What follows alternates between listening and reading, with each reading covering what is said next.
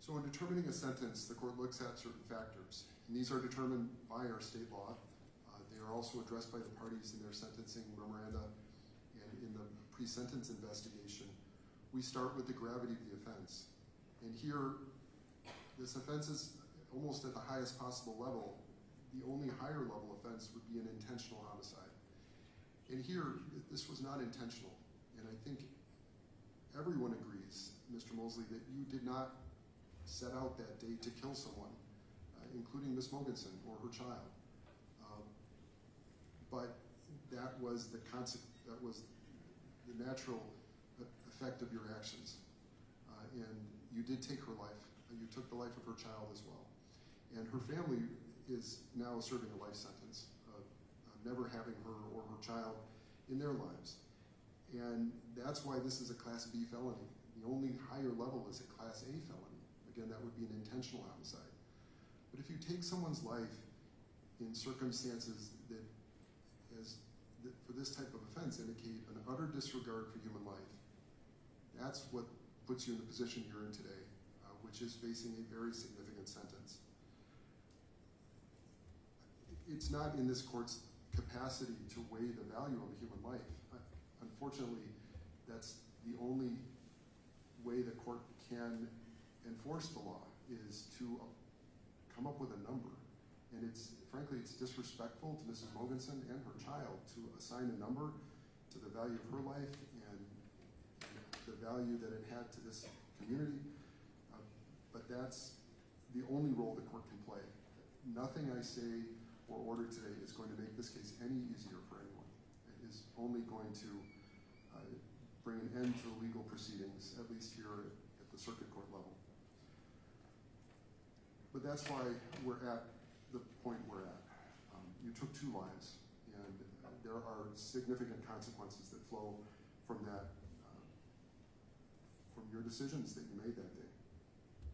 When I next look at your character and rehabilitative needs, now here, the only expressions of remorse I've heard from you were actually today. And even today, to be honest, in your statement, you've talked mainly about yourself. I heard very little about Erin or her child or the loss that her family has experienced. The letters from your loved ones are very persuasive, but what I have to focus on is your what appears to be a sort of beginnings of remorse and a very, what I would say, limited acceptance of responsibility, and then your rehabilitative needs. To describe this as an accident, I think, is accurate only in that, again, you did not intend to take a life that day. But that's not where the law ends. You chose to drive a car at an absurdly high rate of speed through the city, a very densely populated part of the city, through red lights, and you caused this terrible accident and took 2 lives. There is no question here that you bear the responsibility for those deaths. Even if you didn't set out to take lives that day, it was the natural outcome of your actions. If you hadn't hit Mrs. Mogensen, you likely would have hit someone else. So when I look at your character, what I see is a young man who is just beginning to grasp the gravity of these offenses, which tells me you have very, very significant rehabilitative needs.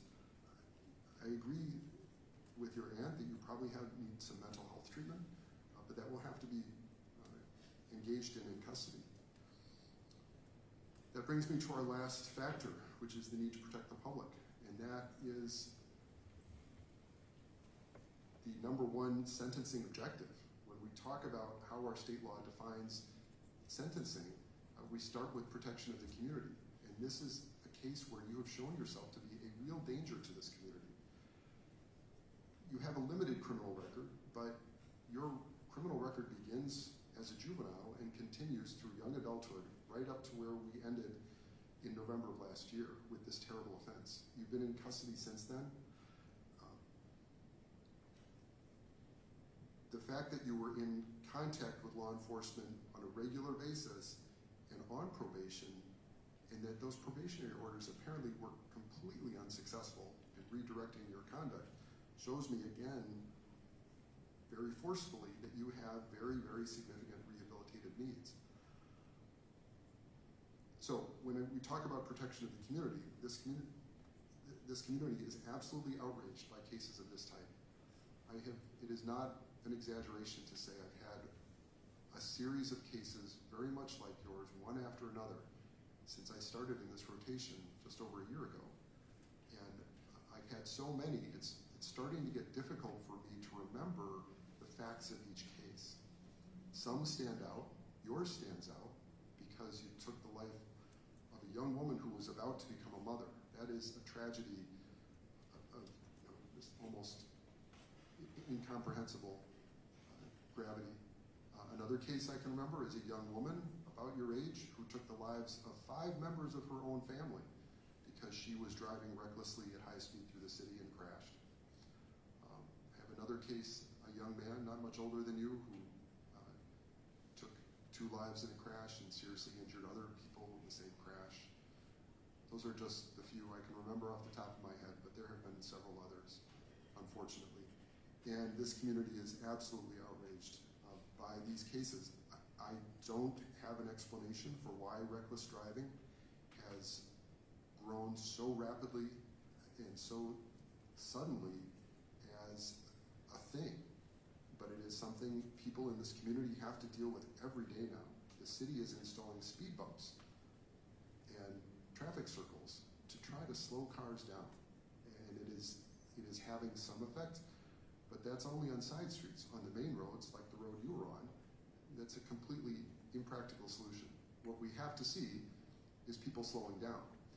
And that isn't going to happen until people who kill other people in crashes of this type go to prison. And hopefully that has a deterrent effect. And that is one of the objectives the court has to look at when I impose a sentence. We start with the protection of the community. Second, we look at your rehabilitation. Again, and your needs are extremely high. Last, we look at deterrence, how to deter you as well as others. And the court can only accomplish that deterrent effect by ordering significant sentences in cases of this type. So all of those factors and objectives taken together, and also the recommendations of the parties, the court comes up with what is the answer in this case. That is just an answer. It doesn't solve the problem. It doesn't even begin to solve the problem. And it certainly doesn't mean that this is the value of Ms. Mogensen's life or her child. But it will be the court's judgment in this case. So the court first, by law, has to consider probation, but it would clearly unduly depreciate the seriousness of these crimes if probation were granted. The court is ordering a state prison sentence here. The court is ordering restitution in the amount agreed to by the parties. That's in the amount of $12,599.81. The court is not imposing any fines because this is a significant prison sentence. The court does order you to pay all court costs, mandatory surcharges, and assessments. Those are the amounts required by state law. The court directs the DOC to collect any monetary amounts ordered today at a rate to be determined by the DOC from Mr. Mosley's prison funds. Any monetary amounts that remain unpaid when Mr. Mosley is released from confinement are to be paid as a condition of extended supervision. Any monetary amounts that remain unpaid when the sentence is completed are ordered reduced to a judgment against Mr. Mosley for any unpaid balance, and collection can then proceed as provided by statute. Because of the nature of these offenses under Chapter 940, Mr. Mosley, you are not eligible for early release programming, including the challenge incarceration program and the substance abuse program. And the court so finds. There is some credit for time served. Mr. Payne, what is that number?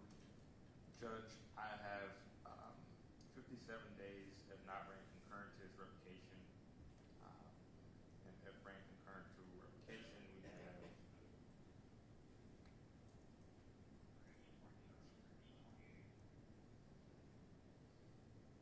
378 days. Thank you.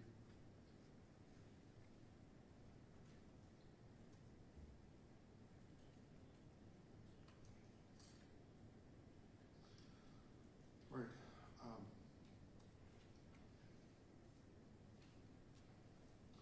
Regarding extended supervision, the court leaves those conditions to the discretion of the Department of Corrections. The court does order a referral for mental health evaluation and also treatment as determined by the DOC. That is to be accomplished during the sentence.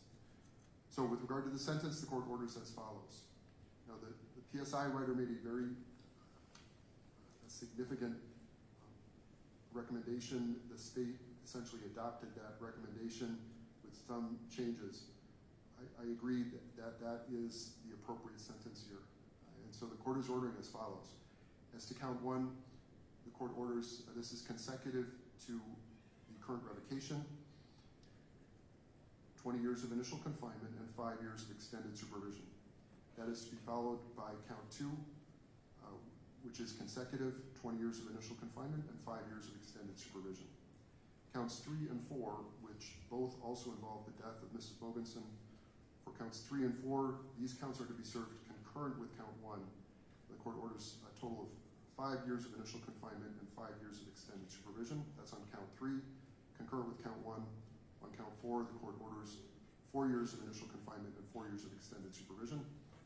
Also concurrent with count 1, and those 2 counts relate to the death of Mrs. Mogensen. That is the court's sentence.